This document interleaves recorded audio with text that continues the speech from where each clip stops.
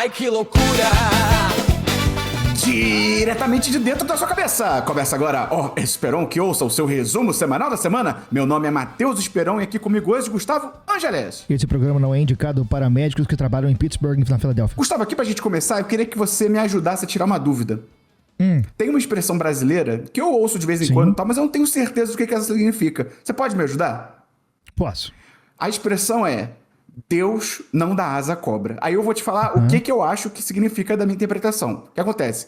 Cobra é um bicho foda, né? A cobra, Sim. Ela não tem membros. Perigosíssimo. Né? Ela não tem membros, ela não tem perninhas, ela não tem cauda. Não, tem. Ela é só uma cauda, na real. Mas ela consegue rastejar e chegar nos lugares, ela consegue escalar as coisas, ela consegue, se for uma sucuri, ela consegue dar abraços, ela consegue, tem cobra que consegue nadar. Então, assim, a cobra é um bicho muito foda. Então, quando eu ouço a expressão Deus não dá asa à cobra, é meio que assim, a cobra já é tão foda que se a cobra voasse, ia ser muito overpower, ia ser muito apelação. Imagina uma cobra voadora, você não tem o que fazer. Uma cobra, você pode... a cobra tá vindo na minha direção, o que eu faço? Você pode correr, você pode dar um chute nela, tipo, se você estiver de bota, você pode dar um chute nela e tal. Se a cobra vier voando, uma barata voando, já é um inferno? Imagina uma cobra. É isso?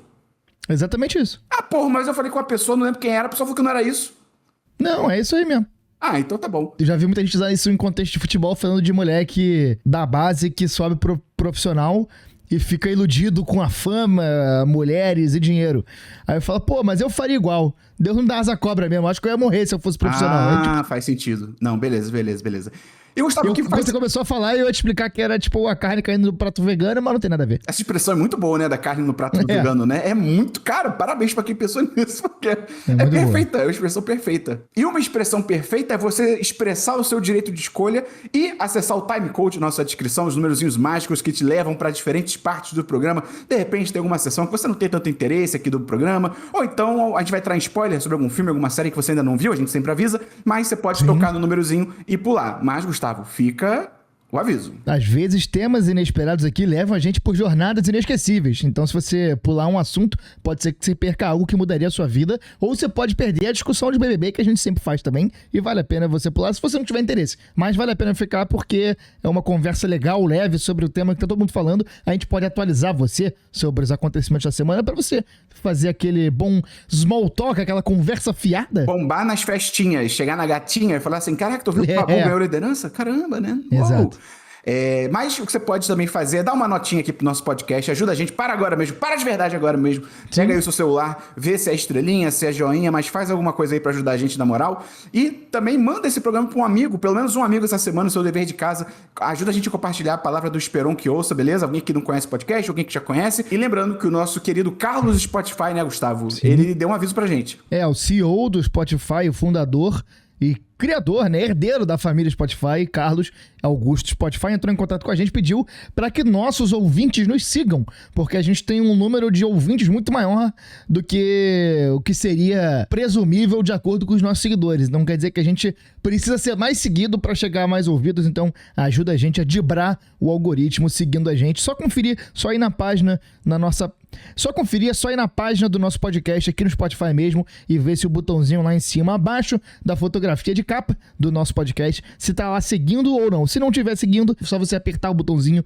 e seguir, que já vai dar uma baita ajuda. E além disso, no Spotify você pode deixar comentários nos episódios que a gente tá sempre lendo, reagindo, respondendo. É muito legal, a gente já fez aqui vários testes empíricos e descobrimos que isso realmente ajuda o nosso programa a chegar em mais pessoas. Então, obrigado a todo mundo que tá sempre comentando. Então vamos fazer nosso abraço semanal pra caravana do Spotify, Momento Faustão, pra Camila Gomes, Rafaela Rico, Luísa Santana, Davi Dutra, Paloma Lanesca, Juliana Gonçalves, João, muito minimalista, Joana Cardoso, nossa Jojo, Yusli, Thiago Moura. Thiago Moura, você é meu ex-chefe da indústria química? Depois comenta aí se for, saudade sua. Luiz Carlos, Uou! Ing Leal, Lucas LA e Bruna Félix, a irmã do Gato Félix. Muito obrigado a todo mundo que comentou. Daqui a pouco a gente dá aí o seu comando, tal como o Soldado Invernal, para você comentar no episódio de hoje. Mas o que agora a gente vai fazer, Gustavo, é o giro do BBB. Ah, eu não gosto de Big Brother. Tá bom, vai no timecode, pula, mas a gente recomenda você ficar porque é divertido, esse começo é legal. Assista, vem, a água tá ótima, é muito bom. Ó, vamos lá. Então pra começar aqui o quê? Cliquei errado, abriu o Premiere sem querer, peraí. Ah, então tô cansado. Então, pra começar aqui o nosso giro BBB, vamos só encerrar o assunto Pedro, que a gente fez aquele Sim, boa. momento...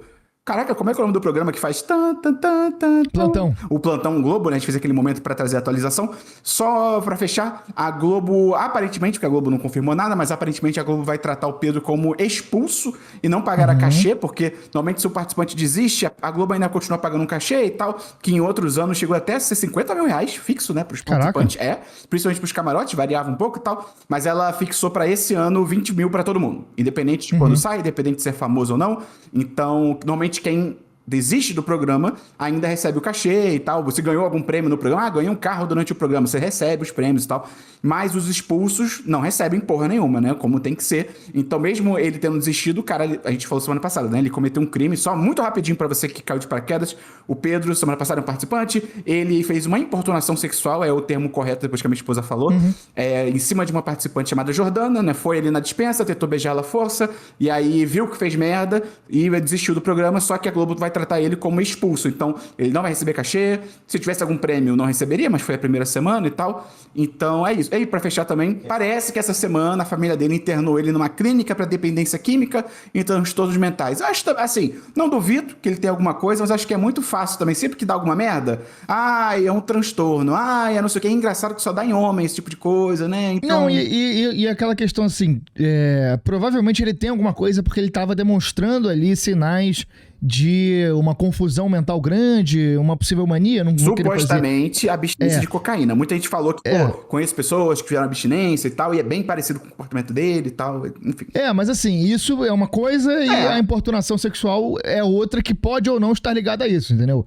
Tem gente que tem esse tipo de coisa e não comete o que ele cometeu. Então, a gente também, eu vi gente tentando usar esse tipo de coisa, tipo, ele tava em mania, ele tava não sei o quê, como meio que assim, isso tira a questão do machismo e da importunação e da misoginia da conversa, mas eu acho que isso ainda precisa manter, e eu acho que você foi muito no ponto certo na sua conversa, que, cara, é o tipo de coisa que a gente não pode mais se furtar de fazer. Eu acho que a nossa geração, ela lidou com essa questão de machismo e da função dos homens nessa conversa muito como uma coisa individual, quando não é o caso, é uma questão coletiva, assim, é uma questão coletiva dos homens, porque já não é mais ponto das mulheres terem que falar e terem que lidar com isso, já é um papo que os homens têm que fazer, e eu acho que é uma conversa que a gente tem que ter, e uma conversa que a gente tem que ter com os homens mais novos, assim, eu tento falar, ainda não consegui, meu sobrinho tem 13 anos agora, é uma conversa que eu tento ter com ele, eu sempre tento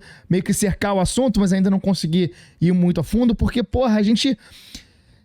não sei, eu acho que eu já vi esse papo em outros momentos, assim, acho que nós, homens de esquerda, a gente tenta meio que se retirar do local, sabe? A gente que já passou por uma certa desconstrução, a gente tenta se retirar do local pra evitar ser um problema, só que, já não dá mais. E aí, eu sempre que eu penso nisso, eu lembro de uma fala do Leandro Ramos, que é do Choque de Cultura, que é o Julinho da Van, que ele foi num programa do GNT com a Fernanda Lima, com o Rodrigo Hilbert, não lembro mais quem tava na conversa ali, um desses milhões de programas de GNT, também que eu não vou lembrar qual é, e ele fala uma coisa que, ficou muito na minha cabeça, que assim, cara, é muito fácil eu, no caso ele e nós aqui, é muito fácil a gente ser de esquerda quando você tá no meio de mulheres, e ser o desconstruidão quando você tá no meio das mulheres, quando você tá no meio de ciclos de esquerda, mas, vai chegar no grupo da pelada, no meio da pelada, no churrasco dos homens, que a galera tá fazendo comentários absurdos. Nesse momento é difícil você geralmente se retira da situação, você fica calado, você não fala nada,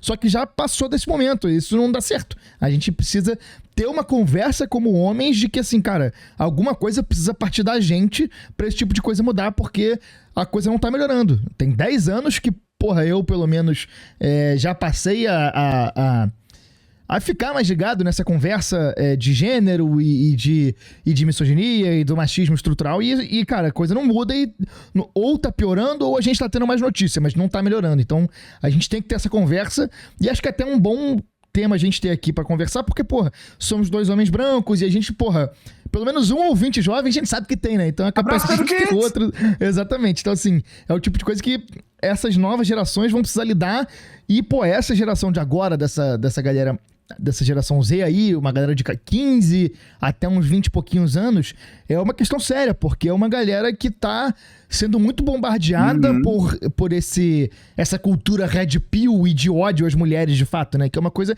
que a nossa geração foi muito mais um resquício de uma educação que a gente teve, e não ativamente uma tentativa de aliciar essa galera para esses movimentos de extrema-direita. Então, pô, é bem complicado e eu acho que a gente tem mesmo que falar sobre isso e, pô, acho que você foi muito no ponto. Essa parada do Pedro é uma questão... E ele é moleque, né? Ele tem uns 22 anos. Então, assim, certamente ele foi muito bombardeado por esse discurso red pill, por esse discurso de que a mulher é tudo vagabundo, que é mentira. E a mulher, hoje em dia, ela só tem condição de ser mais livre, de ser de fazer o que ela quer. Estamos falando de mulher, não estamos falando de fã de Donnie Darko, tá ligado? Exatamente. A gente tem que caminhar cada vez mais nesse sentido. E entre os homens, a gente tem que ter essa conversa, a gente não pode mais se furtar de ter essa conversa, porque para ser aliado não basta estar ao lado das mulheres, a gente tem que ativamente fazer alguma coisa para melhorar o mundo para as mulheres, já que é a gente que estragou, né? Exatamente. Mas é isso, então encerrou, tomara que a gente nunca mais precise falar desse cara, enfim. Agora vamos falar de coisa boa? Cowboy e Ana Paula flertando loucamente. Você viu os cortes dele? Que cara! Que delícia! Rapaz, dá pra você cortar a tensão sexual com uma faquinha de rocambole, assim, sabe? Doideira. Ela falando, ai, você não gosta de mim, cowboy? E ele, não, sou sua fã. Não, sou seu fã. Aí ela, eu vou pedir, pedir aqui um autógrafo pra você, mas não tem caneta. Ela, ai, minha letra é linda, você tem que ver. E, tipo assim, nas entrelinhas, tipo, letra, o peitão, tá ligado? E ele ainda falou, eu vou ver, eu achei que ele me dá no documento de casamento que você vai assinar. Eu falei, tá pronto aí. Cara... Só que ele é casadão, né? Então acho que ele também tá jogando com isso e ela tá meio que jogando também pra ver até onde vai, né? Então tá interessante de ver essa dinâmica aí. O pessoal falando que é o professor de química e a professora de português no recreio em off, tá ligado? Eu vi gente chamando... Casados há 30 anos, né? Pois é. Eu vi gente chamando ela de diaba loira. Caraca, é foda. Muito bom, tipo, essa diaba... Não, e ela tá numa fase espetacular também, né? Convenhamos. Não, ela foi que nem vinho, hein? Parabéns. Parabéns, foi impressionante, cara. Mas vamos ver os próximos capítulos aí. Vamos se ele vai... Como é que é a frase do agente secreto? Como é que é? Eu não vi. Puta, mano, tem a frase que ele fala pra perguntar se o pessoal de Wagner Moura traiu ou não. Agora eu esqueci o nome. É tipo... Não é isso, é tipo precaricou ou não precaricou? É uma parada... Prevaricou. É o quê? Prevaricou. Deve ser isso aí. Mas então, vamos ver se vai prevaricar ou não. O que eu quero muito que prevarique, e aí essa palavra já perdeu todo sentido, a Milena, eu tô achando muito interessante, cara. A Milena... Ela tá amadurecendo, né, cara? Ela tá saindo do caminho e indo pro mundo. Como dizem os evangélicos, abraços pros crentes ouvindo o programa, tem esse lance de você ir pro mundo, não sei o quê. Ela disse que ela quer beber ice, que ela falou que ela acha que é um refrigerante. Eu achei isso muito bom. E ela bebeu vinho essa semana na festa que teve. Então, eu sou 100% a favor da diversão, da felicidade. Então, tomara que ela continue aí se abrindo, porque, porra, cara, a vida é boa demais pra você deixar de aproveitar por bobeira, cara, com todo respeito, né? E falando em aproveitar, quem vai aproveitar essa semana é o Babu, que finalmente conquistou a liderança. Precisou de mais de um programa pra ele conseguir a liderança e dessa vez, já na segunda prova, ele conquistou. E, porra, maneiro de... Aí é foda, toda vez que citar futebol com o Edilson Capetinha, eu vou ter que contextualizar aqui pro pessoal. Eu tinha notado. Mas quem ouve aqui já sabia dos gols que eu tinha falado por alto, porque o Babu, na hora de definir o VIP dele ali, ele botou a galera mais próxima, e aí faltou um, e aí ele falou, virou pro Edilson e falou, ó, vai você, porque eu nunca esqueci aqueles 2 gols que você fez pelo Flamengo, e foram os 2 gols da final de 2001 contra o Vasco, o tricampeonato do Flamengo sobre o Vasco, que foi o gol do Pet. Campeonato Carioca. O gol do Pet ficou muito marcado. É aquele de falta do Pet? Aquele de falta, exatamente. Foda. Aquele jogo, o Flamengo precisava ganhar de 2 gols de diferença. E foi 3-1. Os 2 gols quem fez foi o Edilson, que jogou pra caralho essa partida. E a falta, quem sofreu foi o Edilson. Cara, que foda. Então é a gratidão aí do Babu por esse momento, que é muito importante. Se não fosse esse gol, talvez eu não fosse flamenguista, veja você. Olha aí. E vale comentar também que a Aline, né, foi eliminada. E, cara, eu acho muito engraçado esse tipo de personagem, que, assim, na cabeça dela não é um personagem, né? Mas, assim, que é aquela pessoa eu sou... Você acha que é? É um personagem.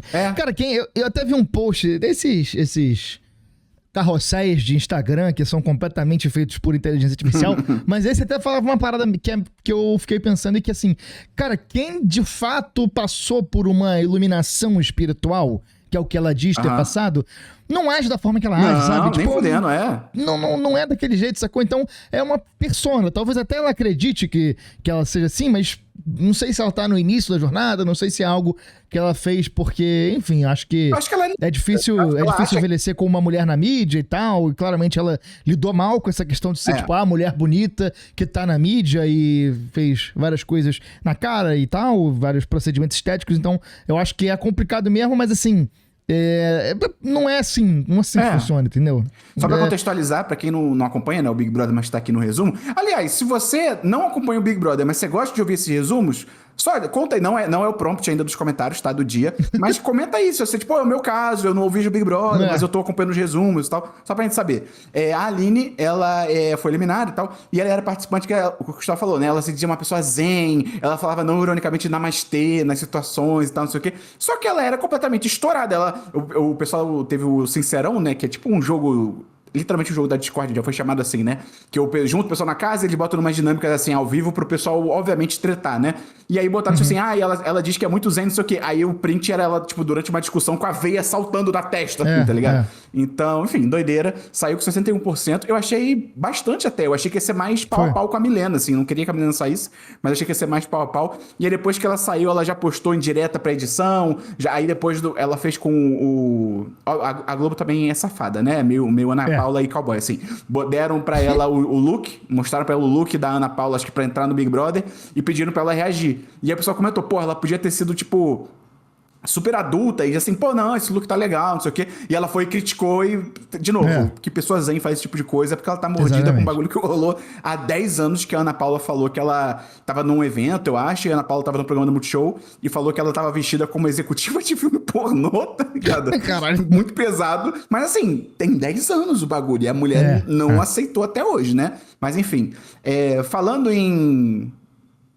pênis, o Juliano, você viu que ele tá acordando com a barraca armada todo dia? É mesmo? Ele tomou estalecada por causa disso, porque parece que na primeira vez que isso rolou, exatamente, estalecado por amar demais. Parece que na primeira vez que ele acordou, acho que alguém foi puxar o cobertor dele e ele não deixou, porque o cara estava com o pênis rígido, ereto, né? Aí é melhor não deixar, né? E aí ele não deixou, só que ele acho que ele falou não, sem estar com o microfone, porque ele tinha acabado de acordar. Aí tiraram o estaleca dele, deram punição pra ele, tipo, Juliano Flores, menos tanta estaleca, faça microfone. E aí ele ficou putaço, ele falou, tipo, porra, produção, não entendi essa estalecagem aí que eu tomei, não sei o quê, eu tava numa situação que eu não podia perder meu edredom. E aí o pessoal ficou, por quê? Aí ele levantou e tipo, pá! E aí, tipo, E já aconteceu mais de uma vez. E aí, pra fechar essa anotação... Acontece, né? Quando você é jovem, esse tipo de coisa acontece muito. Pois é. E aí, só pra fechar aqui, você tem mais alguma coisa de Big Brother aí? Não. Só pra fechar aqui, vale falar do Matheus, do meu participante Xarai, mas infelizmente, que é um babaca, né? Ele tá com mais uma prova aí de que o sul do Brasil é um lugar complicado, porque primeiro... Não porque o lado bom do sul tá com a gente. Quem? Nossos vizinhos, que são sulistas. Eu não boto a mão no fogo, sacanagem. Então sei. E ele falou essa semana que tá super criticando a Ana Paula, falando que ela é branca, ela tá manipulando as pessoas negras da casa, especialmente a Milena. Falou que a Ana Paula é a patroa e a Milena é empregada. Tipo, essas palavras muito pesadas, assim, sabe? Sendo que o pessoal tava comentando isso. É muita projeção nele, né? Porque ele vê a Milena nessa posição de uma pessoa influenciável só porque a garota é negra e a outra é branca e, tipo... Caralho, muita loucura, né? E eu vi muita gente comentando uma coisa que eu achei interessante pra caramba. Que esse pessoal mais de direita, mais conservador e tal, é muito doido, uma parada que é verdade, né? Eles têm muito na cabeça que toda relação social tem que ter um gain, tem que ter um ganho, sabe qual é? Ninguém é amigo de ninguém à toa. Se a mulher, Ana Paula Branca, tá sendo amiga da Milena Negra, não, tem que ter alguma coisa por trás. Isso aqui porque a galera pensa desse jeito esquisito, né? De que tudo tem que ter um motivo, tudo meio que é uma conspiração e tal. E além disso... ele reproduziu um canto homofóbico da torcida do Grêmio, Gustavo. Que inclusive o próprio clube já foi condenado por isso e tal, ele reproduziu esse canto. O próprio Babu falou disso, falou, caraca, o cara tá falando um canto homofóbico, não sei o quê, só fala merda e tal. Inclusive falou, tipo, o cara perdeu na casa de vidro pro Pedro, tá ligado? Tipo, caraca, né, meu Deus e tal. Não, e ele também teve uma hora que teve um desfile lá, ele fez uma coisa meio, tipo debochando, assim, né? Ele fez uns trejeitos de viado, que obviamente é escroto. Primeiro porque não existe isso de trejeito de viado. E segundo que tem o Marcelo no programa que é gay. Ele conversou, conversando com uma galera, ele falou que se sentiu ofendido, assim. Pô, muito escroto. Enfim, tomara que saia logo. Mas semana que vem a gente volta com mais um resumo aí da semana do Big Brother. E aí, Esperão, falando em pessoas horríveis... Não, pessoas horríveis. A Folha trouxe uma matéria falando sobre a prisão de Jair Bolsonaro, só pra gente ter noção do que a gente falou naquela semana, de que o Bolsonaro está muito mais confortável do que devia. A manchete é: cela de Bolsonaro na Papudinha é maior do que 83% dos novos apartamentos em São Paulo. Tamanho médio de novos imóveis é de 42 metros quadrados, enquanto a prisão do do ex-presidente na Papudinha tem 65 metros quadrados. Apartamento do mesmo tamanho na região central custa cerca de R$1 milhão. Então, só pra gente ter uma noção aí de que provavelmente o Bolsonaro, mesmo preso após tentativa de golpe de Estado pra se perpetuar no poder, ele tá melhor do que muita gente. Ah, tá bem demais. É uma merda, cara. Tomara que tudo piore.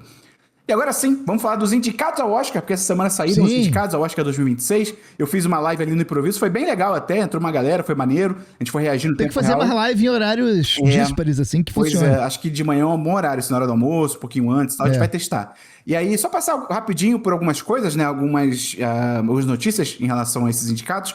Pecadores, o filme de terror lá do Michael B. Jordan, dos vampiros e tal, se tornou o filme mais indicado de todos os tempos, com 16 indicações. Ele passou A Malvada, de 1950, Titanic, de 97, e La La Land, de 2016, que tinham 14 indicações de cada. E assim, eu vou ser muito sincero, eu vi muita gente falando isso, e um pouco, galera também perdendo um pouco a linha em criticar quem estava falando sobre isso. Acho que, torcedores, calma. Eu gostei muito do filme, mas eu acho que pra ter o rótulo de, tipo assim, o filme mais indicado de todos os tempos, eu acho meio doideira. Com todo respeito. Mas nada importa, porque é uma premiação baseada em porra nenhuma. Exatamente, não quer dizer porra nenhuma. E aí a lista dos mais indicados ficou assim: Pecadores, com 16, Uma Batalha Após a Outra, com 13, ou seja, 13 indicações a mais do que merecia, Marte Supreme, com 9, Frankenstein, com 9, também muito mais indicações do que merecia, por mais que a gente adore o Guilherme Del Toro, Valor Sentimental, com 9, Hamnet, que eu comentei semana passada, com 8, Foi Apenas um Acidente, com 6, Bugônia, com 4, e O Agente Secreto, com 4. Foram 4 indicações para o nosso brasileiro Agente Secreto: melhor filme internacional, melhor ator e melhor direção de elenco, que é a categoria nova. Estamos estreando na categoria nova, inclusive vai ser apontada, além de melhor filme internacional, claro, tá sendo apontada como talvez a categoria que a gente tem mais chances, assim, porque o elenco todo é muito bom, o elenco lá fora tá sendo muito elogiado e tal. E, pô, seria muito foda a gente não só, obviamente, ganhar 2 Oscars, né, um segundo Oscar e tal, mas a gente estrear a categoria com a gente. Você imagina ser os vencedores da primeira categoria e tal. Muito legal. O pessoal criticou muito com razão o Kleber não ter sido indicado a melhor diretor, porque o Oscar às vezes mete umas loucuras dessas de tipo, o filme tá indicado a melhor filme, às vezes tá até indicado a melhor roteiro e tal. Acho que com Argo, se eu não me engano, foi assim, do Ben Affleck. E aí o diretor não é indicado. Assim, o cara que fez o filme, que tá indicado a melhor filme, não é indicado. Esquecido no churrasco, né? Não tem lógica nenhuma. Eu acho que é também um pouco da loucura de você ter melhor filme com 10 indicados e melhor direção com 5, que é tipo, nunca vai bater a conta e não faz muito sentido realmente, né? Cara, das nossas chances, eu acho que melhor filme internacional é o que a gente tem mais chance, é o mais... Não vou dizer certo da gente ganhar, mas, sei lá, 80% de chance acho que dá. É um hype bom e tal. Tem Valor Sentimental que tá muito forte, mas eu acho que a gente tem bastante chance. Melhor ator, eu acho muito difícil, cara, porque, diferentemente do Globo de Ouro, no Globo de Ouro eles separam por comédia e drama, basicamente, né? Então, o Wagner Moura, ele concorreu muito fácil no Globo de Ouro. Foi até muito mais fácil até do que quando a Fernanda Torres ganhou no ano passado. Foi muito tranquilo dele ganhar. Só que agora no Oscar junta tudo, então junta todos os gêneros. Então, ele vai concorrer com o Timothée Chalamet, com o DiCaprio. Então, assim, eu acho muito difícil ele ganhar. Seria até legal ele ganhar. Pegou o Grupo da Morte, né? Pegou o Grupo da Morte na Copa do Mundo. Ficou realmente difícil. Melhor filme, eu acho impossível. Seria uma surpresa do cacete, mas eu acho impossível, porque tem o Hamlet, tem A Batalha Após a Outra, que infelizmente tá fazendo muito sucesso, tem Valor Sentimental e tal. Acho complicado. E direção de elenco, como eu comentei, acho que também a gente tem boas chances também. Mas vamos ver o que acontece. E aí, pra continuar também... teve o Brasil foi indicado a 4 Oscars com o Agente Secreto, mas nós temos 5 indicações no total, porque o Adolfo Veloso, brasileiro, foi indicado a melhor fotografia por Sonhos de Trem, que é um filme da Netflix, de drama e tal. Tem que assistir ainda, mas falam que realmente a fotografia dele é absurda nesse filme, então vamos ver também, pode ser que ele tenha boas chances de ganhar. A Emma Stone se tornou a mulher mais jovem a alcançar 7 indicações. Cara, 7. Caraca. Ela já teve 7 indicações, foram por Histórias Cruzadas, em 2011, Birdman, em 2014, La La Land, em 2016, A Favorita, 2018, Cruella, 2021, que eu nem lembrava que ela tinha sido indicada por Cruella, mas caraca. Pobres Criaturas, 23, e agora a Bugônia, 25. E aí, ela é muito foda. Ela é muito foda. Eu acho que ela, talvez, das atrizes, talvez, sei lá, menos de 40 anos, ela é a mais foda de todas. Ela é muito versátil, mano. Ela faz de tudo. É impressionante. Eu tava vendo que eu tava achando, pô, caraca, 7 indicações, muita coisa. Mano, a Meryl Streep já foi indicada 16 vezes. Meu Deus. É muito absurdo, né? Assim, ela é foda demais também. Dos esnobados, né? Porra, foi apenas um acidente, aquele filme iraniano que eu já comentei aqui no podcast. Não está em melhor filme, não está em melhor direção. Absurdo. É verdade. A única saída também foi esnobar em tudo. Não tá em melhor filme, direção, não tá em filme... Nem filme estrangeiro, mano, entrou. Bizarríssimo. Entrou essa porra do Cerati que a gente vai comentar aí, um acontecimento que rolou. Sim. Coisas boas. Wicked 2 foi esnobado e tudo. Não foi de Muito cada bom. porra nenhuma. Excelente. A natureza está se curando. Agora, Fórmula 1 em melhor Doideira. filme é inacreditável, mas a Variety, se eu não me engano, ou Hollywood Reporter, agora não lembro quem foi, já tinha indicado que isso poderia acontecer, porque eles sempre conversam, né, com alguns votantes, anonimamente e tal, e os idosos adoraram esse filme. Os idosos, lógico, sempre os nossa, velhos. muito legal, me senti numa pista de corrida, lembrei da minha juventude, fudeu, aí fudeu, né? Além do Fórmula 1 em melhor filme, porra, Frankenstein tá melhor filme que, porra, gosto do Del Toro, não é um filme ruim, mas... Melhor filme eu acho loucura. Bugônia também é um filme que eu gostei, mas também melhor filme. Então, porra, são 3 filmes que tiraram a vaga do Foi Apenas um Acidente, A Única Saída e tal.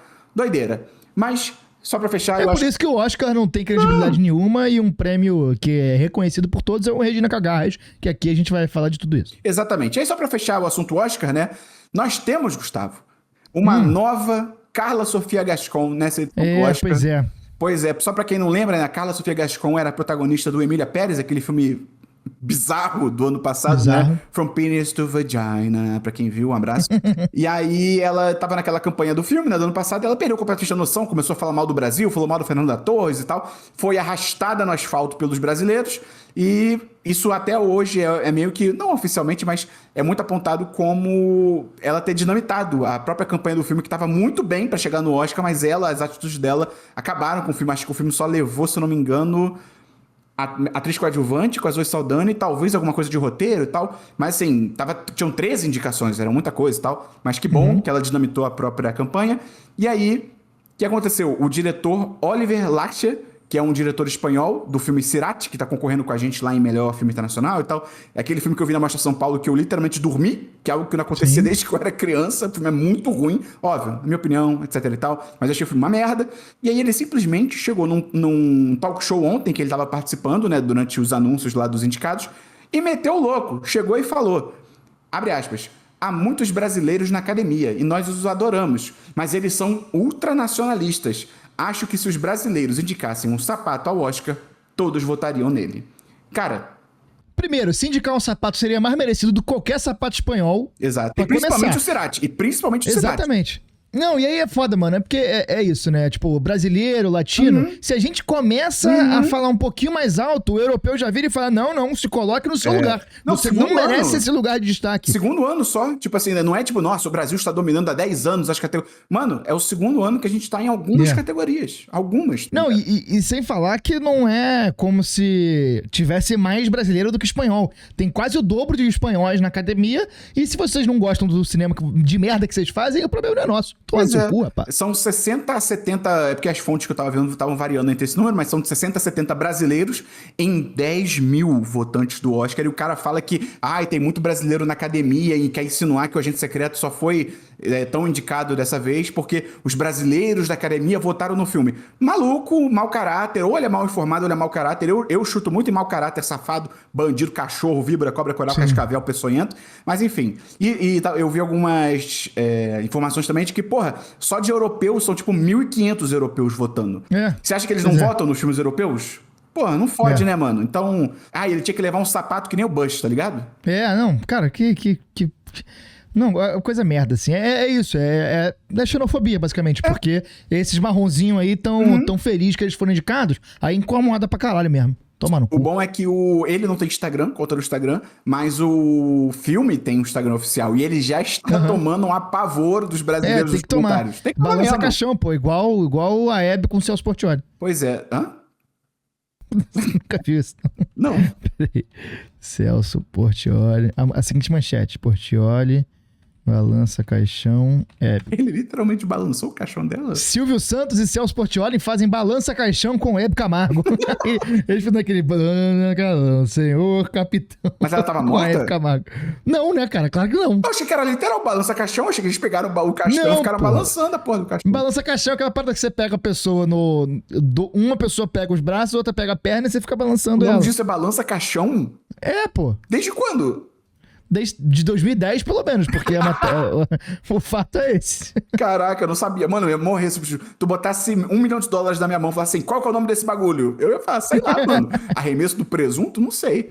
Enfim. Cara, então, eu tenho uma notícia aqui que mais uma parte desse detalhamento que eu tô fazendo aqui do fascismo nos Estados Unidos, porque os perfis do governo dos Estados Unidos estão indo firme no cyberfascismo, estão fazendo cada vez mais e mais posts abertamente nazistas, e a atenção do Brasil e dos outros países precisa ser urgente em relação a isso, porque vários posts estão sendo feitos com os chamados apitos de cachorro, que, pra quem não sabe, são essas mensagens teoricamente subliminares com subtons nazistas, para que todos que comungam dessas ideias tenebrosas e criminosas se reconheçam nas redes sociais. Por exemplo, posts relacionados a leite, que por ser branco, de acordo com essas pessoas, remete à pureza racial da raça branca, é um exemplo desse. Então, assim, tá nesse nível a parada, porque o governo dos Estados Unidos, vários órgãos do governo estão fazendo vários posts relativos a leite, o vídeo de criança tomando leite, esse tipo de coisa. Só pra fazer um paralelo, o próprio Homelander do The Boys, que é um personagem que é uma crítica a esse tipo de fascismo e tal, ele não é obcecado por leite à toa. Claro que tem a parte de comédia, ele gosta de leite materno,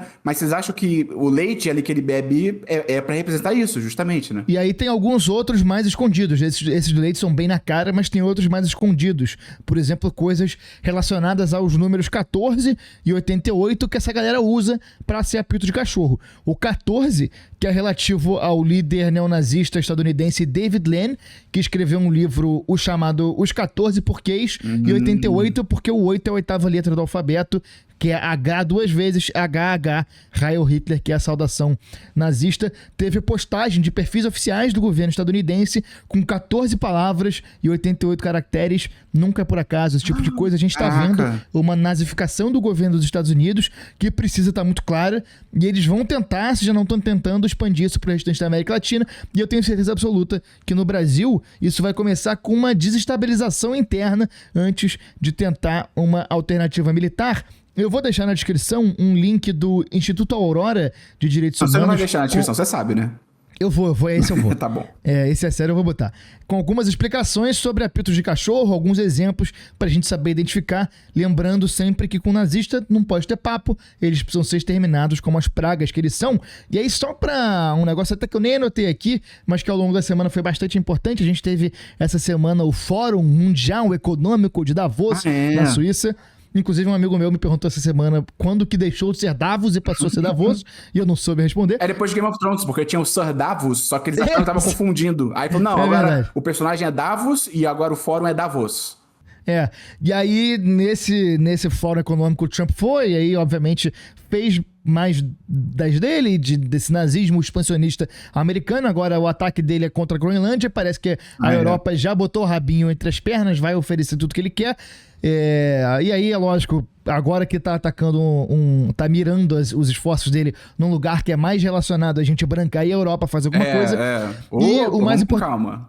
Exatamente. E aí o mais importante é a fala do primeiro-ministro do Canadá. Deixa eu só pegar certinho aqui. Enquanto você pega, eu achei doido que o Trump, nesse discurso dele também, ele fez algo que tem uma expressão americana que eu adoro, cara, que é saying the quiet part out loud, que é tipo você falar em voz alta a parte que deveria ser tipo segredo e tal. Ele falou sobre moradia, né? Ele falou assim, eu não posso ficar dando moradia pra quem precisa, porque senão o valor do mercado imobiliário vai cair, as pessoas que têm investimentos em casas vão ficar insatisfeitas. Tipo assim, esse é o ponto, você é um filho da puta, exatamente. E aí o Mark Carney, que é o primeiro-ministro de direita do Canadá, ele disse com todas as letras muitas coisas que a gente diz há muitos anos, né? Que ele falou que a ordem internacional, a ordem política internacional, ela servia muito aos interesses de alguns certos países e que muitos jogavam esse jogo justamente por favorecer a eles e que isso tá morrendo. Não, e ele falou, né? A gente sabia que não existia, a gente sabia que não era verdade, agora a gente tá percebendo, não sei o quê. Tipo assim, caralho, que bizarro, né? Não, é bizarro e assim, é um fato, né? Tipo assim, isso era falado há muito tempo, assim. Ele falou, por exemplo, que a ordem mundial baseada em regras era uma mentira útil e que durante muito tempo os países aceitaram viver dentro dela. Como é que pode? E que sabiam que os mais fortes escapavam dessas regras quando fosse conveniente, que eram aplicadas de forma assimétrica.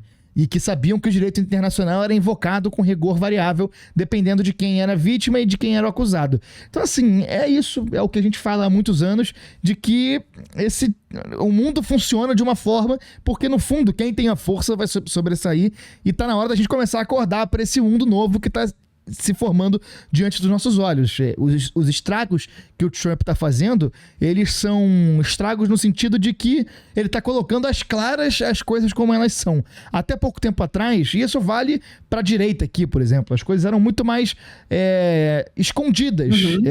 Se importava muito mais com uma opinião pública, com parecer ser honesto. Agora não. Agora você faz o que você quer, você fala isso e foda-se. Só que isso agora tá atingindo gente branca que mora no norte global. E isso, a tendência é que afete ainda mais a gente. Então, assim, a gente aqui na América Latina, e no caso o Brasil, como um principal país da América Latina, a maior economia e uma liderança regional, a gente precisa estar atento a isso, e ainda mais em ano de eleição. Então, vamos ficar atento nisso. É uma reflexão que a gente vai ter que fazer por bastante tempo pra ficar ligado, porque, cara, o bagulho tá sério, tá? A situação, ela tá se expandindo de uma forma muito rápida e até o pessoal lá em cima, que sempre foi beneficiado desse sistema, tá percebendo isso, então tá na hora da gente se ligar também. O Trump já começou a insinuar, tipo, será que a gente precisa mesmo das eleições de midterm, não sei o quê, não sei o que lá, tipo...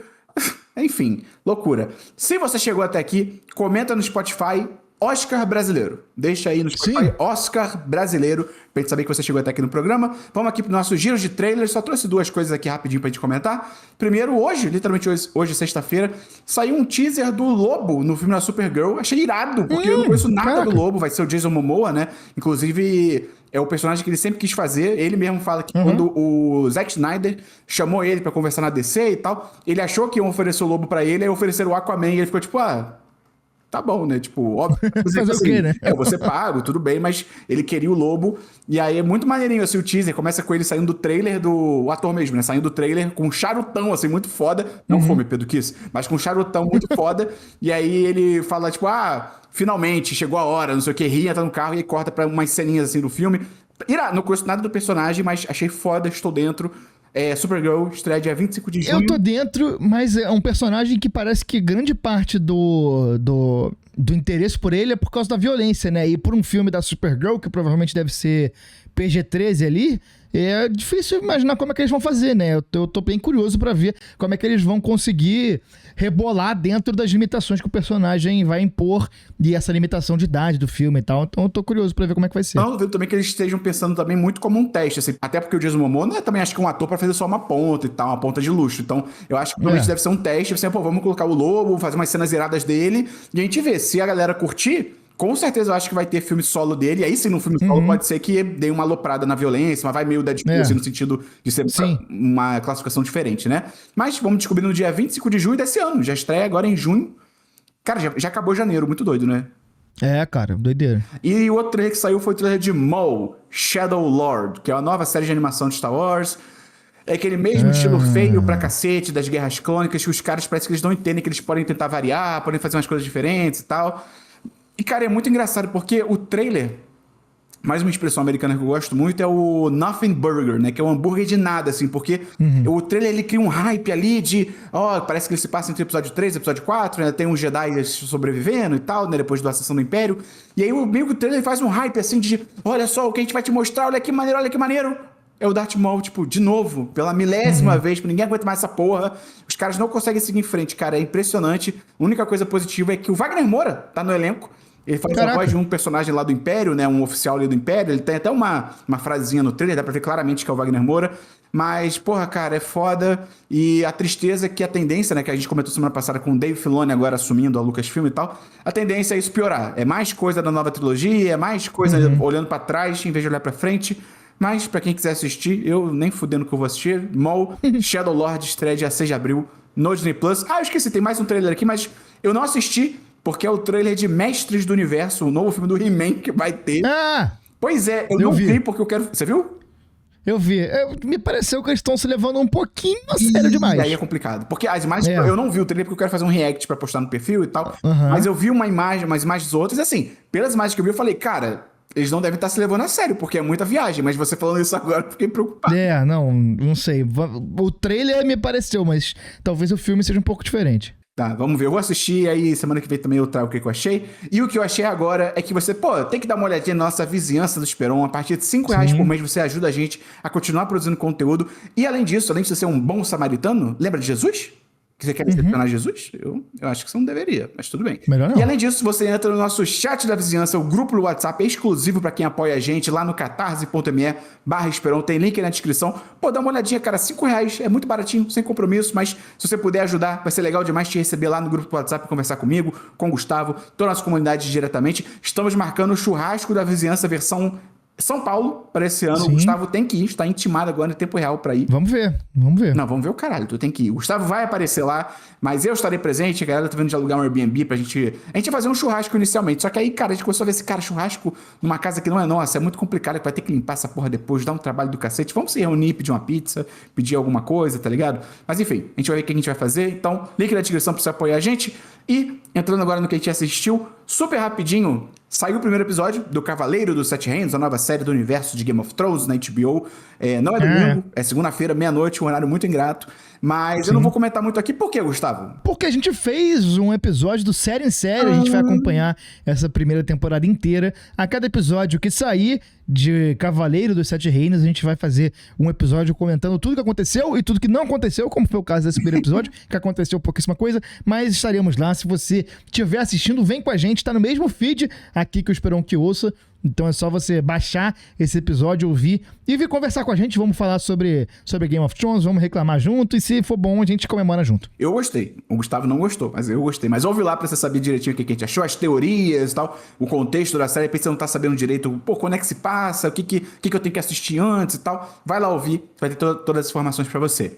O que você tem aí essa semana, só pra saber? Cara, eu tô ouvindo um podcast, eu ouvi, na real, eu terminei de ouvir um podcast muito bom, que eu recomendo muito, muito bem apresentado, principalmente muito bem editado, divertido, que se chama Esperon que ouça.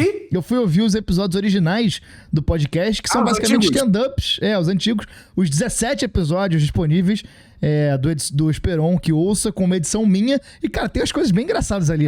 No primeiro episódio, você tá falando de adolescência, da galera indo na casa dos outros e tal, aí você fala que tem uma casa que era a ponte de todo mundo, e sempre tinha um amigo que ninguém ia na casa dele e tal, e que você era esse amigo.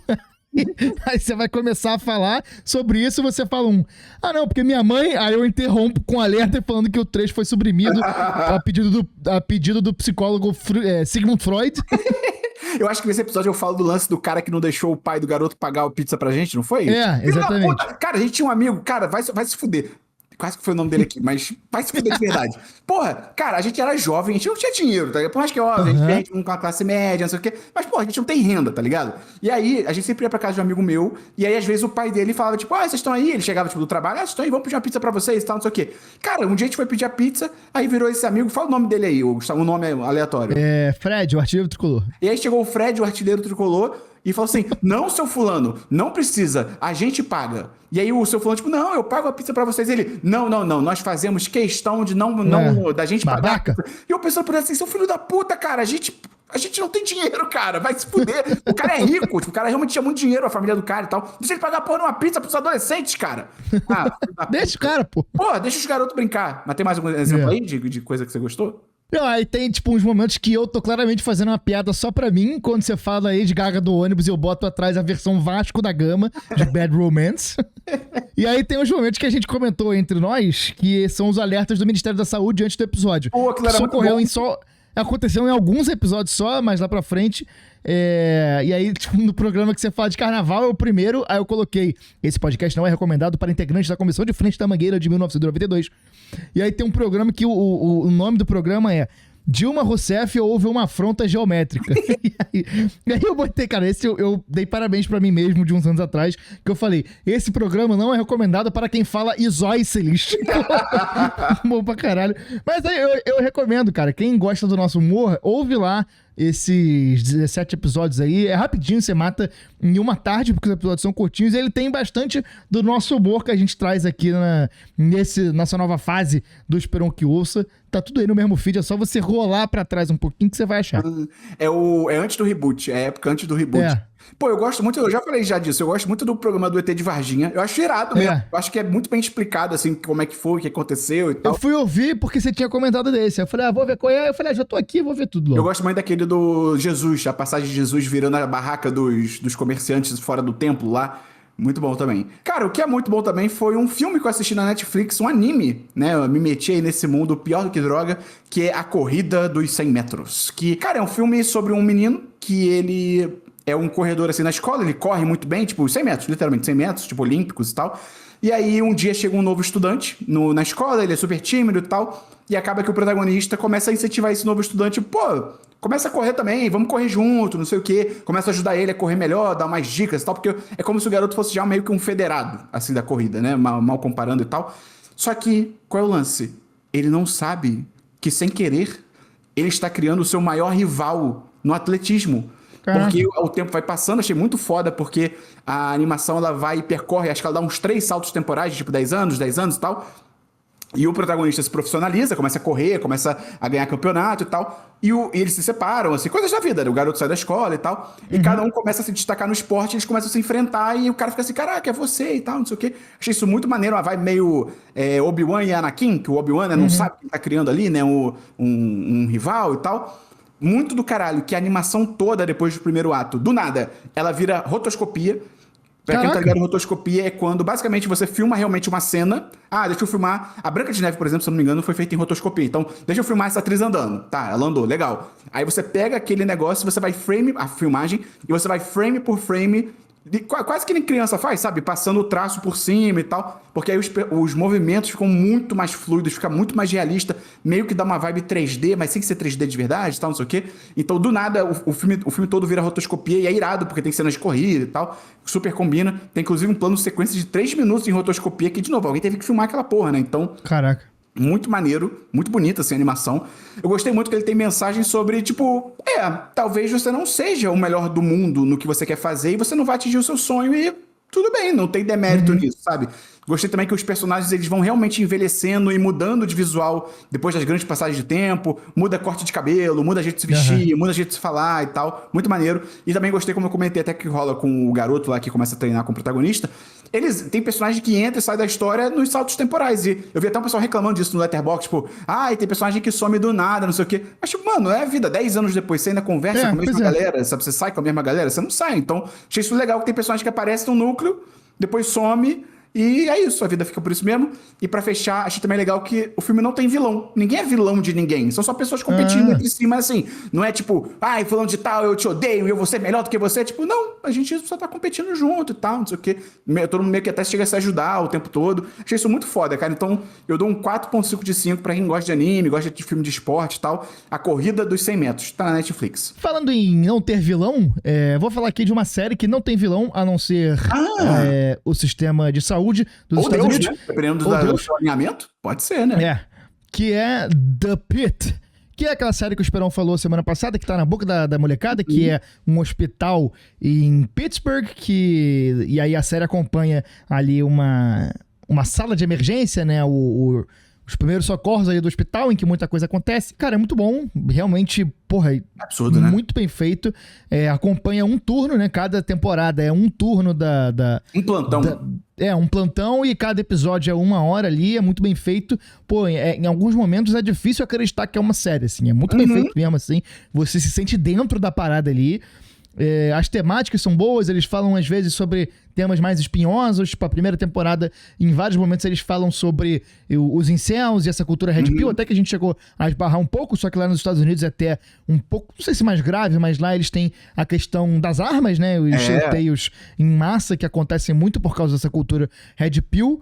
E na primeira temporada eles exploram bastante algumas lembranças da pandemia e de como a classe médica foi afetada e de como isso foi duro na classe médica também. E além disso, cara, uma parada que você não falou, o ator principal, como é que é? Dr. Robbie, como é que é o nome dele? Rabinowitz, aí ele fala Dr. Robbie. O Noah Wyle, ele é o cara que fazia ER com o George Clooney. E ele já falou que ele acharia irado se o George Clooney um dia participasse, assim, como convidado. Seria o George maneiro. Clooney falou que topa também. Então, pô, ia ser irado. Um dia aparece o George rolar. Clooney lá, tá? Ia ser maneirão. Tem que rolar. Pô, eu recomendo muito, cara. É uma série que você vê, assim, de viciar mesmo, assim. Você vai um episódio atrás do outro e agora tá lançando muito maratonável. Agora tá lançando a segunda temporada. Toda quinta-feira, 11 horas, sai episódio. E aí já saíram... na HBO Max já saíram 3. Essa semana agora que sai o podcast, vai sair o 4º, eu recomendo muito. E é doido, né? Porque a classe médica, meio que pós-pandemia, com todo respeito aos médicos ouvindo, tá? Ela meio que dá uma manchada na reputação dela, né? Assim, como um todo. Sim. Tô generalizando. Sim. Estou, obviamente, generalizando. Mas é muito doido. Você vê uma série dessa e fica assim, cara, realmente, pra você ser um médico, e ser um bom médico, no caso, né? Tu tem que realmente ser muito pica das galáxias. Não tem como. Porque, cara, o cara principal, o tempo todo... na real, até nem só o principal, todos ali. Eles são o tempo todo puxados de um caso pro outro, aí volta pro caso antigo, e eles têm que lembrar o tempo todo. Mano, eu nunca conseguiria fazer isso. Nunca. É uma situação de muita pressão, né? Você tá o tempo inteiro pressionado porque você tá lidando com vida ali. E é isso, assim, é uma classe que porra, tem... No Brasil, principalmente, tem questões muito complicadas, assim, da classe médica. Foi uma classe que, em grande parte, abraçou o negacionismo também, porque aquilo, né? Eu acho que tal qual qualquer outra classe social, ela não tá imune aos problemas do mundo. E o fato de ter muita gente... E o fato de ser uma carreira cara... Porque, porra, ou você tem dinheiro pra estudar há muitos anos e entrar na faculdade pública, ou você tem dinheiro pra pagar uma faculdade caríssima. Então, assim, acaba que é uma carreira muito atingida, muito politizada e atingida por conservadorismo, como são as pessoas mais ricas, né? Então, assim, é complicado e no Brasil ficou muito feio, mas ao mesmo tempo é uma classe muito importante, né, cara? Então, eu acho que a gente fica meio que nesse...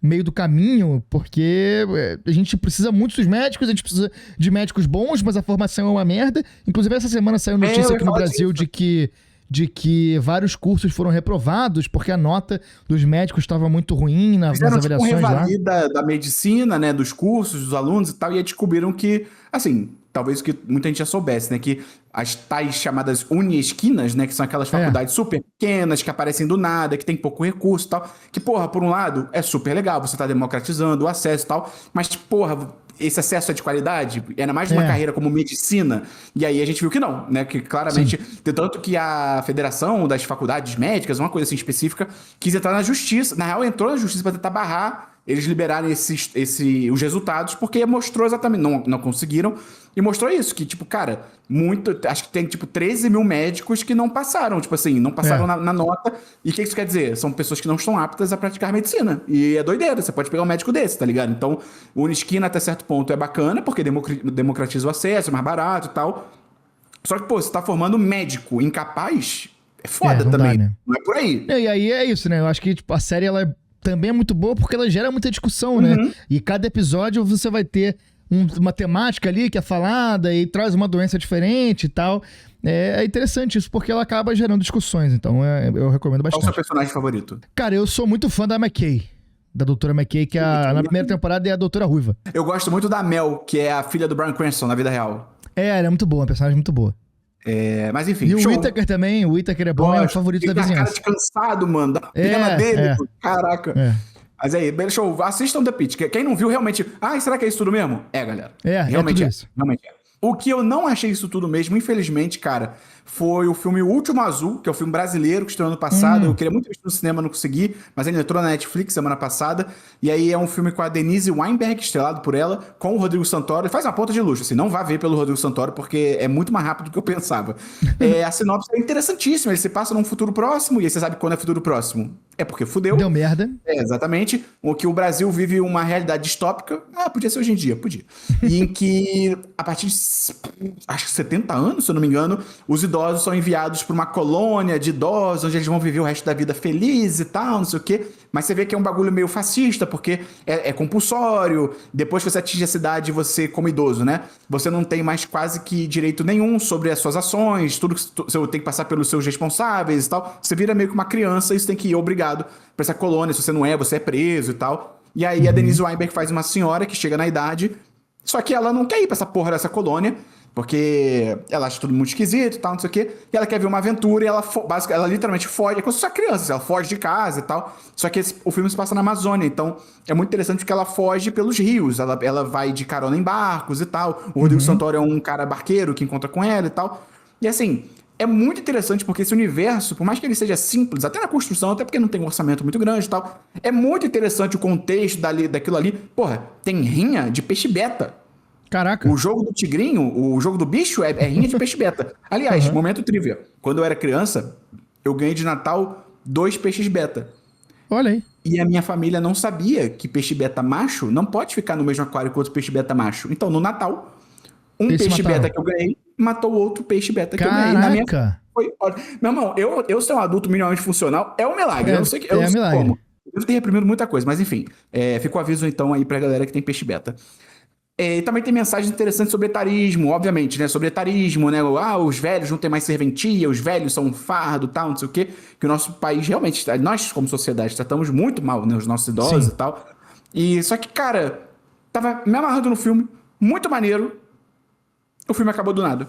Caraca. E não é que ele não estou sendo normie, tá, galera? Que é tipo, o filme A Origem do Christopher Nolan acabou do nada. Tipo, não, ele realmente, tipo, acabou. A minha esposa imediatamente fez assim, ué? Acabou? Agora tá ficando legal? Então, infelizmente, eu dou um 3 de 5. Não é ruim, acho que vale a pena assistir ainda. Tem coisas interessantes. Mas, enfim, quem quiser assistir é O Último Azul na Netflix. E o que a Netflix também lançou essa semana foi um filme original dela chamado Dinheiro Suspeito. O selo, Sessão da Tarde, assim, total.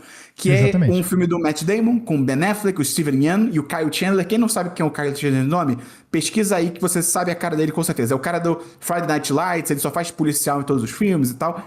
E aí, cara, sinopse, o Matt Damon, o Ben Affleck, o Steven Yeun e mais uma galera, eles são policiais que fazem parte de um esquadrão da polícia que basicamente... Eu não sei se é o trabalho principal, mas um dos trabalhos deles é ir até safe houses do tráfico, do crime, assim, que é lugar que a galera do crime guarda dinheiro, guarda droga e tal. Esconderijo. Esconderijo, isso. E aí, numa dessas batidas policiais, eles simplesmente encontram, cara, eu acho que é tipo 20 milhões de dólares guardados. É um dinheiro inacreditável. E aí, obviamente... Estão falando de policiais, né? Crítica social foda. Então, obviamente, os caras ficam aquele clima de... E aí, será que alguém vai querer pegar o dinheiro? Quem que é corrupto? Quem não é? E ainda é muito dinheiro, e aí tem um cartel envolvido, e aí metralham a casa, e meu Deus, quem eu posso confiar e tal. E, cara, é muito engraçado, porque os plot twists do filme são tão bons que eles saem do roteiro e se tornam plot twists meta. Tipo, meta plot twist, porque o filme começa extremamente genérico, muito genérico, assim, uma Sessão da Tarde ruim, assim, mal dirigido, mal atuado, assim, a premissa também é meio tipo, policiais corruptos encontram dinheiro. É baseado numa história real, não sei até que ponto, né, o filme foi fidedigno e tal, mas, cara, quando as coisas começam a acontecer, especialmente mais pro final, que ele vai revelando algumas coisas e tal, é muito irado, tipo, as revelações são muito surpreendentes, assim, te pega de surpresa e faz sentido, né, aquele meio, tirado do cu. Eu acho que é legal, é bem pensado, bem bolado e tal. Então, assim, cara, muito surpreendente. Eu dou um 3.5 de 5 só porque o começo realmente é muito ruim. Mas depois, quando o filme engata, assim, pra quem gosta desse tipo de filme de ação, suspense, gosta de Matt Damon, do Ben Affleck e tal, pô, acho que vale assistir. É Dinheiro Suspeito na Netflix. Então, o programa não acabou ainda, mas é só um lembrete pra você classificar o podcast no aplicativo que você tá usando. Se você não fez naquela hora, para agora rapidinho. Segue a gente no Spotify, ajuda pra caramba. Deixa aquele comentáriozinho aí. E lembrar de você entrar na vizinhança do Esperon, catarse.me/Esperon. A partir de R$5 por mês, você vem conversar com a gente no grupo do WhatsApp, bater um papo comigo, com o Gustavo, com todo mundo. Enfim, tem link na descrição. Dá uma olhadinha sem compromisso, ajuda nós lá, beleza? E aí, Gustavo, eu vi um filme essa semana. É um drama. E é um drama muito importante, cara. Parece que eu tô sendo irônico, parece que eu vou mandar uma piada, mas não é. É verdade. Que é A Voz de Hind Rajab. Acho que é um filme que você vai adorar assistir. Eu tô ligado qual é. É um filme tunisiano, que está até indicado ao Oscar, a filme internacional. Eu fui na pré-estreia, abraço o pessoal da Sinapse, foram super queridos e tal. Cara, ele é baseado numa história real. Ele se passa no dia 29 de janeiro de 2024 e acompanha um grupo de voluntários do serviço de emergência chamado Red Crescent, na Jordânia. Eu agora não sei se é Jordânia ou Cisjordânia, mas tem Jordânia no nome. E aí... Deve ser Cisjordânia. Se for Palestina, é Cisjordânia. A Cisjordânia. E Red Crescent é a cruz vermelha dos árabes. É o crescente vermelho. Faz sentido. E aí, esse grupo, eles coordenam o resgate e as rotas seguras para as ambulâncias andarem pela faixa de Gaza, porque Israel, como estado, é tão filho da puta que os caras veem uma ambulância andando e eles explodem a porra da ambulância. Então, é um inferno, porque esse crescente vermelho tem que ligar para a Cruz Vermelha para falar, tipo, oi, Cruz Vermelha, tem um resgate que a gente tem que fazer na rua tal, tal, tal, em Gaza. Aí a Cruz Vermelha tem que ligar pro Exército de Israel e falar, ô Exército de Israel, será que vocês podem não explodir a porra de uma ambulância? E aí eles pegam a aprovação com o Exército de Israel, volta pra Cruz Vermelha, volta pro Crescente Vermelho, aí eles vão e tipo, galera do resgate, pode ir e tal, não sei o quê. É um inferno, é uma merda que a gente vive, que eles vivem lá. E aí, por que esse dia especificamente, dia 29 de janeiro, é tão importante? Porque nesse dia 29 de janeiro, na vida real, eles receberam a ligação de uma menina chamada Hind Rajab, que é uma menina de 5 anos de idade, cujo carro da família dela foi simplesmente metralhado por um tanque de Israel, um carro de passeio, não é um carro completamente apaisana, de novo, com crianças dentro, e ela ficou encurralada entre os corpos da família dela. E aí você acompanha a ligação dela, falando com os caras, eles desesperados para tentar ajudar ela, só que tem todo esse processo, porque não é só liga pra ambulância e manda lá, porque, como eu falei, a ambulância pode ser explodida. Então, tem que fazer essa coordenação, e demora, e tem burocracia, e, né, como a gente comenta aqui, são só os marronzinhos do Oriente Médio, então ninguém se importa, ninguém tá nem aí.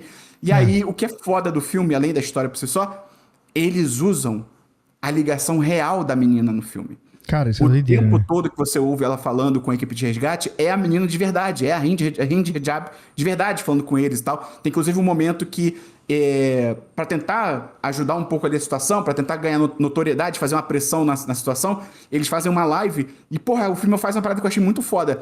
Obviamente, é tudo, né? São os atores e tal. Só que quando aparece uma personagem filmando a outra, que tá ali fazendo a live e tal, no celular a filmagem é a live de verdade.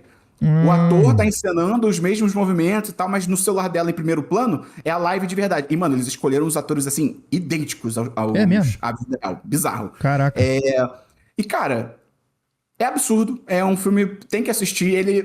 Eu não me emocionei como eu achei que eu ia me emocionar, mas acho que foi porque eu já sabia o que ia acontecer. Eu nem conhecia a história real, mas, assim, pra mim, conhecendo o que Israel faz, é muito óbvio o que ia acontecer. Então, eu vi com o nosso amigo Igor Palopoli, ele não sabia, ele falou que até que chorou um pouco e tal, mas é porque ele não sabia nada.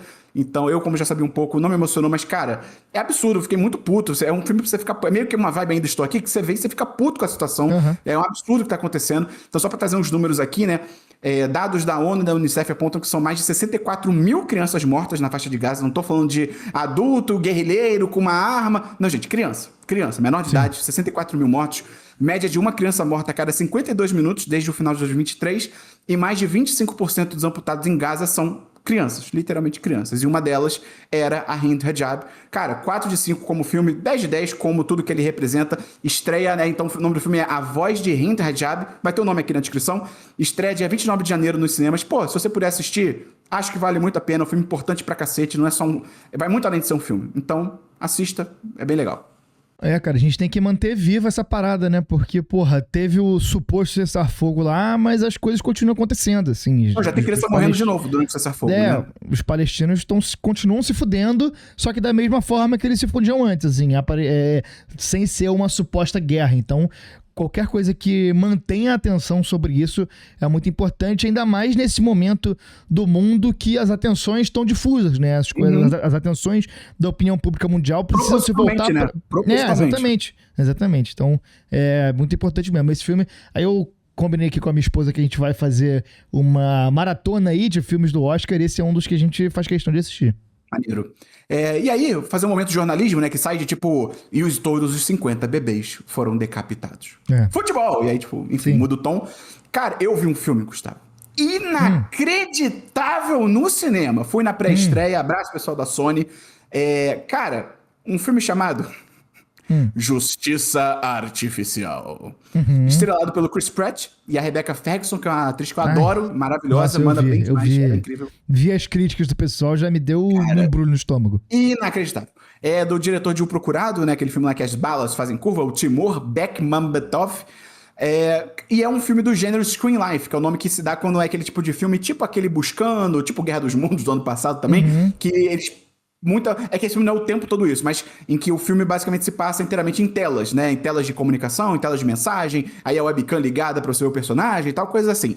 Cara, com uns 15 minutos de filme, e eu sei que foi aos 15 minutos porque o filme tem uma contagem regressiva da duração dele na tela o tempo Meu todo. Deus. Faz parte da trama, mas é inacreditável.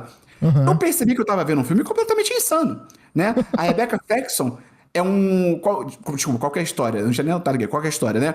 O Chris Pratt, cara, ele acorda numa cadeira tecnológica e tal, com um telão na frente dele, porque ele tá sendo acusado de assassinato, de ter assassinado a própria esposa. É um Minority Report da Shopee, pra quem tá ligado aquele filme do Spielberg, que eu tô com isso e tal. Ele tá sendo acusado de assassinar a própria esposa, e aí...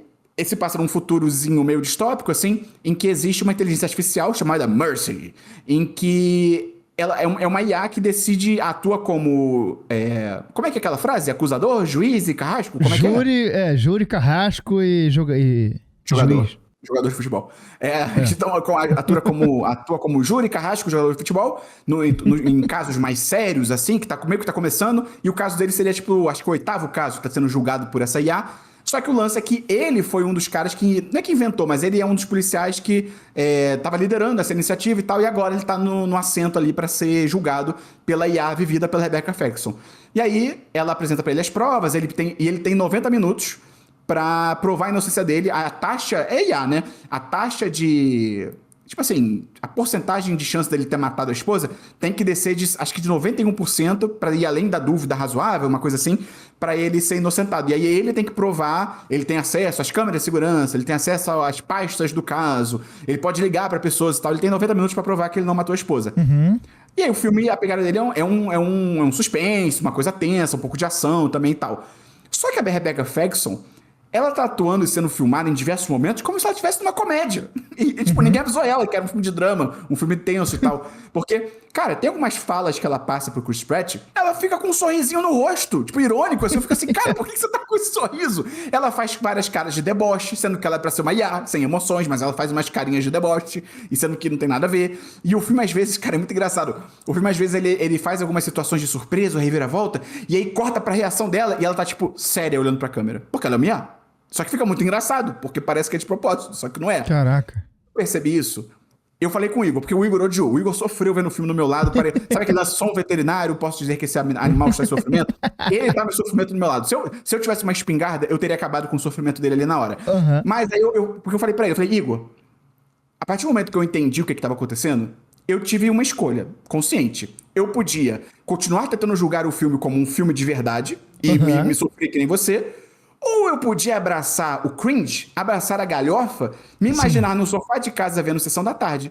E eu resolvi seguir a segunda opção. Então eu me deliciei com o que, pra mim, eu fico feliz de definir como o melhor bom filme de ruim de 2026 até agora. E provavelmente vai ser o melhor bom filme ruim do ano.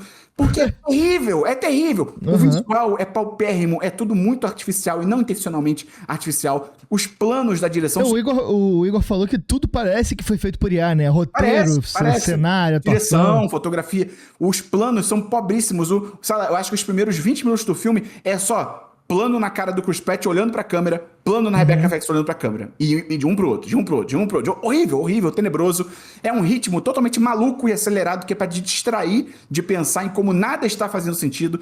E o filme tem grandes frases de efeito como, abre aspas, humano ou IA, todos podem cometer erros, mas também podem aprender. Cara, Caraca. sensacional, no pior dos sentidos possíveis. Racionalmente, eu dou 1 de 5. E olhe lá. E olhe lá. Como diversão e bom filme ruim, eu dou 10 de 10. Divertidíssimo. Perfeito. Se for ver como bom filme ruim, até num alface, vai ser incrível. Então, vamos fazer a média aí, 3 de 5, mas assim, não entenda isso como uma indicação. É um filme tenebroso, é um filme que representa a morte do cinema, tudo que a gente critica no cinema moderno, né? A preguiça, o corte de custos, a própria inteligência artificial está representada nesse filme, porque o filme ele não faz um ponto necessariamente contra a IA, É meio que assim, acho que a grande mensagem do filme é assim, não, gente, a IA comete erros, mas com a gestão certa, ela é show de bola. Então, e ainda é um filme de propaganda, né? Propaganda de policial, né? Estado policial e tal. Existem bons policiais? Sim, você tem que confiar em nós. Então, um 3 de 5 muito duvidoso. Justiça Artificial já tá nos cinemas. Quem quiser assistir um ótimo, bom filme ruim, cara, vale a pena, mas assim, Espera chegar em casa, né? é bom também. Ver em casa pode ser uma boa, mas, cara, é uma loucura. Ai, bom demais. Eu acho que eu fiquei com vontade de rever esse filme quando estiver comendo alface, porque pode ser incrível. Mas é isso. Acabou o programa. Semana que vem estamos de volta com mais giros de notícias, mais trailers, mais filmes no Esperon que Ouça, número 42. Valeu, galera! Valeu, valeu!